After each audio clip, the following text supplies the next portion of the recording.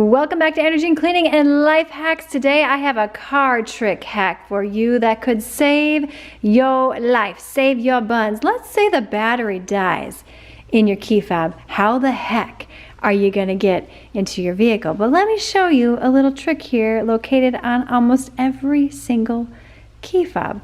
On the back of this one here, if you push this out and pull this part, I'm gonna need two hands for this. You do this, pull it out, let me show you what happens. Dun dun dun, you get this. This could also be a self-defense weapon right here. It's hiding right inside there, so you can always get inside your vehicle. Now, what if, let's just say, you don't have an opening like I have right here. Let's say you don't have that.